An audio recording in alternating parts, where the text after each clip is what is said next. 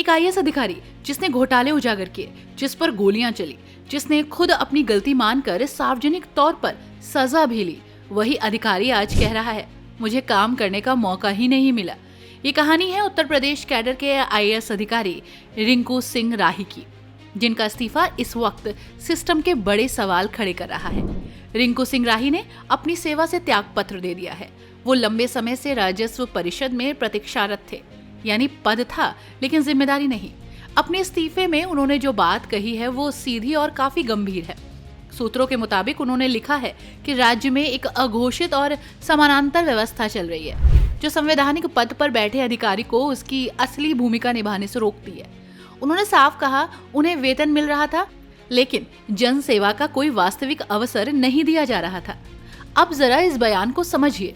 एक आईएएस अधिकारी जो सिस्टम का अहम हिस्सा होता है, अगर वही कहे कि उसे काम करने नहीं दिया जा रहा तो सवाल सिर्फ एक व्यक्ति पर नहीं पूरी व्यवस्था पर उठता है। रिंकू सिंह राही कोई साधारण नाम नहीं है। शाहजहांपुर की पुवाया तहसील में जब उन्होंने एसडीएम के रूप में कार्यभार संभाला तो पहले ही दिन उन्होंने सफाई व्यवस्था को लेकर सख्ती दिखाई। खुले में गंदगी फैलाने वालों को उन्होंने मौके पर ही उठक बैठक की सजा दी।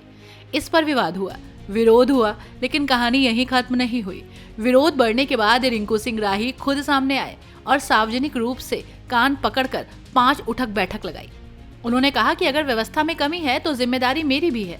यही वो पल था जिसने उन्हें बाकी अधिकारियों से अलग पहचान दी। लेकिन उनकी सबसे बड़ी परीक्षा इससे पहले आ चुकी थी। साल 2009 मुजफ्फरनगर समाज कल्याण विभाग में तैनाती के दौरान उन्होंने 83 करोड़ रुपए के घोटाले का खुलासा किया। इसके बाद क्या हुआ ये भी उतना ही चौंकाने वाला है। उन पर हमला हुआ, उन्हें 7 गोलियां मारी गई। 7 गोलियां, फिर भी वो बचे।